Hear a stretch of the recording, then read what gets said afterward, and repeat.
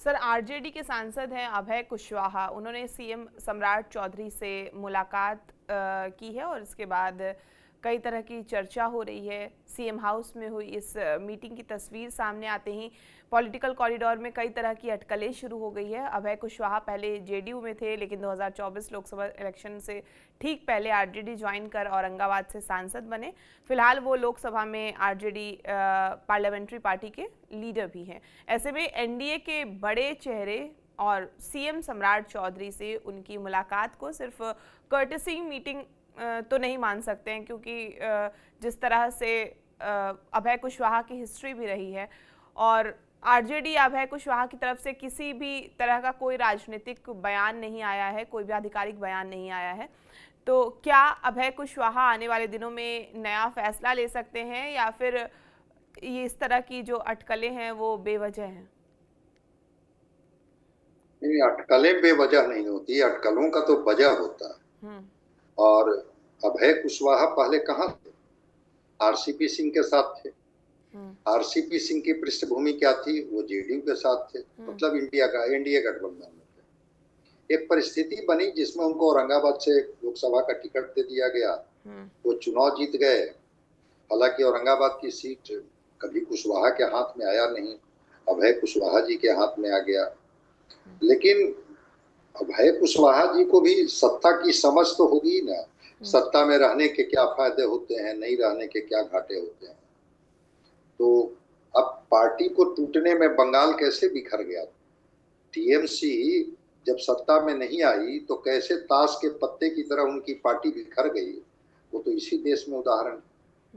कौन सी विचारधारा की राजनीति ये करते हैं अभय कुशवाहा? पहले तो आरसीपी सिंह के प्राइवेट सेक्रेटरी थे ये, बाद में इनको राजनीति में टिकट मिला, वहां से इनकी यात्रा शुरू हुई।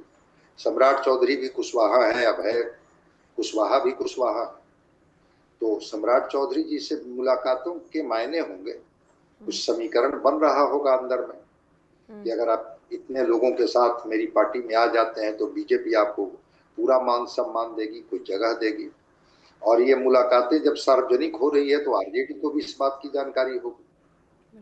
राज्यसभा के चुनाव में कांग्रेस के विधायक वोट नहीं किए बिहार में। एक विधायक जो आरजेडी के ही थे वो दिल्ली रह गए, वो अनुपस्थित हो गए।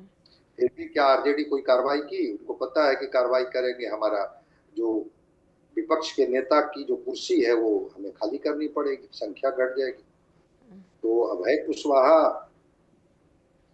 कहाँ से उनको ताकत मिल रही है, उनके साथ कौन लोग खड़े हैं जिसकी वजह से वो सम्राट चौधरी जी से मुलाकात कर रहे हैं, बात कर रहे हैं। सम्राट चौधरी उनको क्या आश्वासन दे रहे हैं? होता है अलग अलग पार्टियों में रहने के बाद भी रिश्ते अच्छे होते हैं, मुलाकातें होते रहती हैं, बातें होते रहती हैं।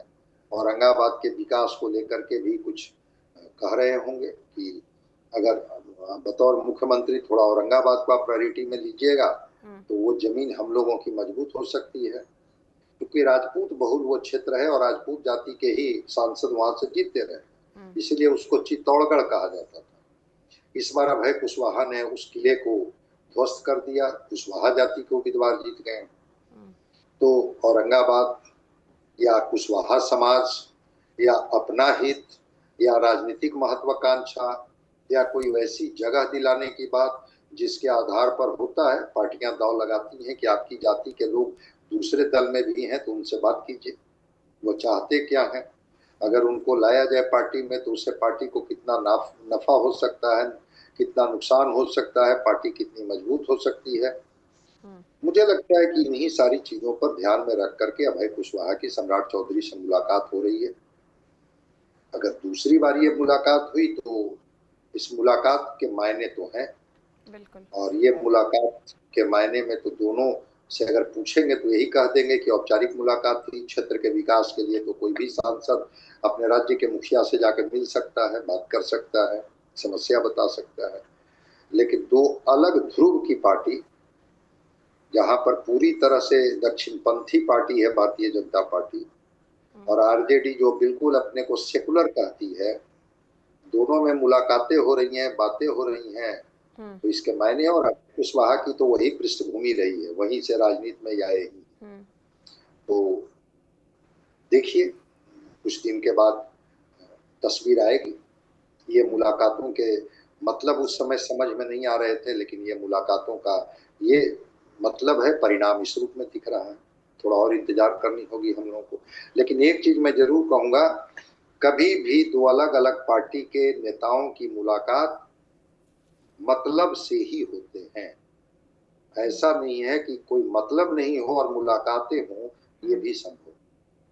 दो तरह की चीजें होती है, एक तो अपनी पार्टी को मैसेज देना कि आप हमारे ऊपर अनावश्यक दबाव बनाएंगे तो हमारे रास्ते और भी खुले हुए हैं, और जिनसे मुलाकात कर रहे हैं उनके पास अपॉर्चुनिटी की बात कर कि अगर हम गठबंधन बदलते हैं, पाला बदलते हैं, तो हमारे हिस्से में क्या आने वाला।